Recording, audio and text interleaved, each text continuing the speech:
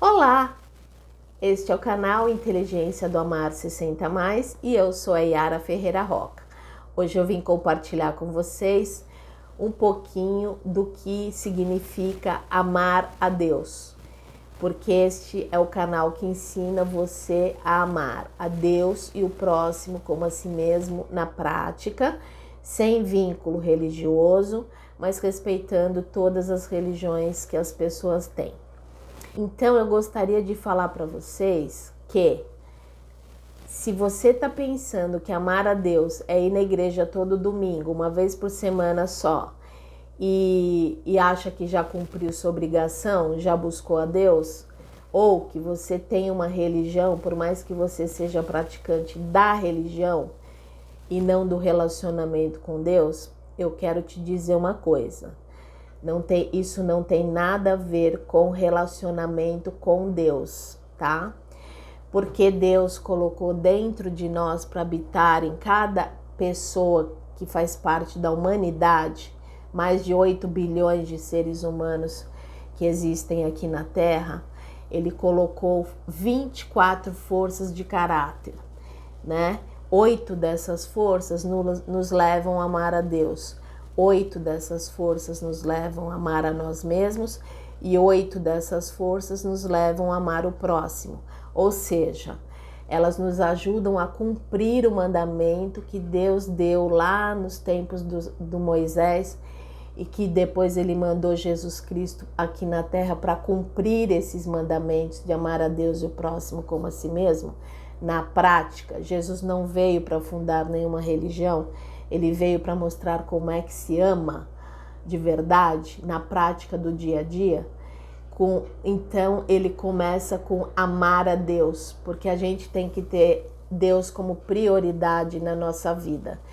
E você ir uma vez por semana e passar 1 hora ouvindo alguém na igreja falar de Deus e depois o resto da semana você nunca mais ouviu falar no assunto, isso realmente não é um relacionamento com Deus, você concorda? Então Deus tem que ser a prioridade na nossa vida, Ele tem que ser o nosso tudo, tudo. Ele é o ar que a gente respira. E eu descobri isso lá em 2010, quando eu estava dormindo e de repente às 3 horas da madrugada fechou a minha glote e eu não conseguia mais respirar. E eu levantei correndo, afobada, mas não conseguia falar. E aí fiz sinal para minha mãe, né? Fui no quarto dela, fiz sinal. Ela me assoprou, me apertou. Aí depois ela pressionou meu diafragma, tudo. E nesse momento, eu clamando desesperadamente a Deus por socorro, quando de repente a minha glote soltou e eu desfaleci na cama da minha mãe, desesperada, né? Aí quando eu acordo, eu tava chorando muito, minha mãe na outra ponta chorando muito, e era como se eu tivesse nascido de novo e tivesse passado por um vão escuro e chegado do outro lado, encontrado a minha mãe me esperando, né? Como se fosse alguém que nasceu mesmo, né? Dela. E aí, de lá para cá, minha vida mudou radicalmente, eu nunca mais fui a mesma. E hoje eu tô aqui para compartilhar com vocês que eu percebi ali na prática que Deus habita dentro de nós, né? Existe uma força pulsando vida dentro de nós, né? E essa experiência de quase morte que eu tive em 2010, ela se repetiu em 2024, né? Eu estava dentro de uma lanchonete quando de repente fechou minha glote e aí todo mundo lá me apertando, até que um rapaz ele me apertou tanto que fraturou 4 costelas minhas, mas eu voltei a respirar, né? E aí chamaram o SAMU, tudo, foi para o hospital e aí então veio o diagnóstico. Aquilo lá que eu tive foi um broncoespasmo, que é quando os músculos, né, dos brônquios, dos alvéolos, dos pulmões, eles se fecham e há um aprisionamento do ar, né? E o nome disso é asma. E aí eu nunca tive problema respiratório na vida, nem sabia o que era asma. E aí de repente eu fui no pneumologista e ele disse que tem acontecido isso, né? Esse diagnóstico de asma tem afetado muitas mulheres que estão na menopausa. E aí em 2024 eu já estava na menopausa e aí eu fui acometida por essa doença respiratória gravíssima que pode fazer a pessoa morrer por asfixia, que foi o que quase aconteceu comigo naquele dia. Então, nas duas ocasiões, nas duas experiências de quase morte que eu tive, eu senti a presença dentro de mim muito forte, pulsando vida. E eu clamando a Deus ali de todo o coração, clamando fortemente. E aí ele atendeu o meu pedido de socorro e eis-me aqui, né? Até hoje estou viva para contar essa história para vocês. Então, aí eu comecei a pesquisar, né? Que força é essa que está dentro de mim, né? Que a gente pode acionar a hora que a gente quiser, porque ela está presente 24 horas por dia dentro de nós. Ela quer sempre o nosso bem, impulsando vida, né? Então, eu peguei e descobri, através da ciência, né, através da psicologia positiva, que existe dentro de nós 24 forças de caráter que a ciência descobriu que habitam toda a humanidade.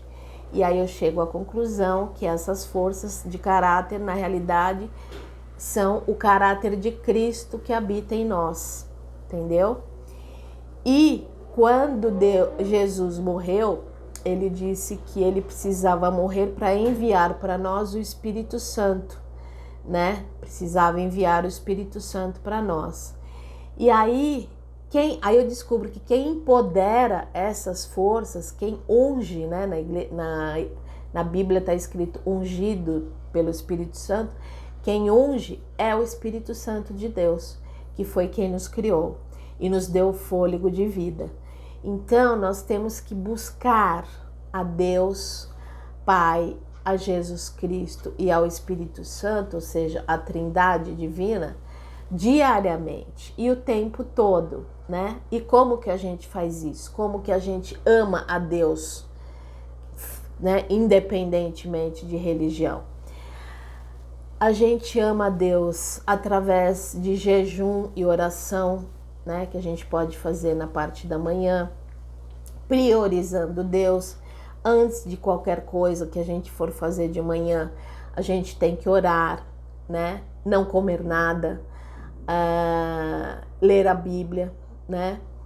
E pedir entendimento da Bíblia para Deus, porque se Deus mandou a palavra de Deus, né, que é a Bíblia, então a gente precisa saber manuseá-la, compreendê-la, né, para que aquelas palavras divinas façam efeito na nossa vida, não é? Então, isso é uma coisa. Outra coisa é que a gente pode amar a Deus expressando as 8 forças de caráter que ele deixou, que são caminhos que nos levam a amar a Deus, que é apreciação da beleza e da excelência. Você pode todo final do dia ir para fora de casa ou do escritório ou olhar da janela e olhar para o céu e ver aquele pôr do sol espetacular, porque todo dia é um espetáculo no final da tarde, né? O pôr do sol. Então, e dura poucos minutos, né? Não é uma coisa que você tem que ficar lá meia hora. Não, em 10, 15 minutos já se pôs o sol. E aí você vê as nuances, as cores, as texturas, os desenhos que Deus faz no céu nesse horário, né? No final do dia. É a coisa mais linda, espetacular, né? Então, você apreciando a beleza e excelência da criação de Deus é uma maneira de você estar se relacionando com Deus, né? Através da sua criação. Outra força é a espiritualidade, né? Que envolve fé e propósito. Então, você tem que ter fé no Deus do impossível, porque é impossível agradar a Deus sem fé, não é? Você tem a força da esperança também, tá? Você tem que não ter medo do futuro, mas sorrir para o futuro, porque o futuro a Deus pertence. Então, você tem que ter confiança de que Deus não vai deixar você na mão quando você estiver aí na terceira idade, como é o meu caso, que eu acabei de fazer 60 anos, já sou considerada uma idosa, e como é o caso de várias pessoas aqui que seguem este canal, que tem mais de 60 anos. A gente tem essa sensação de que não pode sorrir para o futuro porque não vai ter tempo de vida suficiente para chegar lá naquele futuro distante, né? Então a gente pode, nesse caso, sorrir para o futuro do dia de amanhã, não é? Porque no dia de amanhã todos nós vamos chegar, né? Então vai colocando o seu futuro nas mãos de Deus gradativamente, um dia de cada vez, até que chegue o seu último dia aqui na Terra, não é? Desejo que demore aí mais 2, 3 décadas, mas o futuro a Deus pertence, a gente não sabe o dia e a hora que a gente vai partir daqui. Mas enquanto estivermos aqui, dá para se relacionar com Deus, expressando esperança. Outra força importantíssima é a curiosidade. A curiosidade nos leva a amar a Deus. Está lá na Bíblia, inclusive, buscar-me-eis e me achareis quando me buscardes de todo o vosso coração. Igual eu fiz aquela madrugada, né? E aquele dia na lanchonete. Eu busquei a Deus de todo o meu coração, com todas as minhas forças. E Ele me ouviu e Ele respondeu. Então, Ele promete na Bíblia que se a gente buscá-lo de todo o coração, Ele vai responder a nossa busca, entendeu? Outra coisa é a humildade. Não se deve chegar diante de Deus em oração pedindo para Deus: Deus, eu quero um carro, Deus, eu quero uma casa, Deus, eu quero ganhar milhões no meu salário, Deus, eu quero um marido, quero uma esposa desse jeito, daquele jeito, não sei o que. Não, Deus não é o seu servo, é você que é servo de Deus, entendeu? Então você tem que chegar para Ele, falar das suas necessidades, mas reconhecendo as suas limitações, mostrando para Ele o quanto você reconhece a tua pequenez diante da grandeza dele, não é? Quanto você reconhece os seus limites para agir, né? E que não há lugar para autossuficiência na sua vida, porque você depende 100% de Deus. Isso é expressar humildade, ok? Outra força de caráter importantíssima é a gratidão, porque tudo que a gente recebe de bem e de bom nesse mundo, que as pessoas fazem favores para nós, nos ajudam e tal, tudo provém de Deus, né? Tudo é proveniente desse Deus de amor que só quer o nosso bem o tempo todo e o dia inteiro, ok? A sétima força de caráter é a sabedoria. Então, antes de tomar uma decisão importante na vida, você tem que buscar a sabedoria para que você possa tomar uma decisão que não lhe prejudique, que não tenha consequências negativas para você lá no futuro, entendeu? Porque muitas decisões afetam até o nosso futuro, né? Então, dessa maneira, você estará se relacionando com Deus também. E por último, a força do bom senso, da sensatez, do pensamento crítico, antes de fazer escolhas. Você pode fazer escolhas mais assertivas, parando para pensar antes de agir, né? Por impulso, que muitas vezes faz você fazer escolhas erradas e depois ter que arcar com as consequências.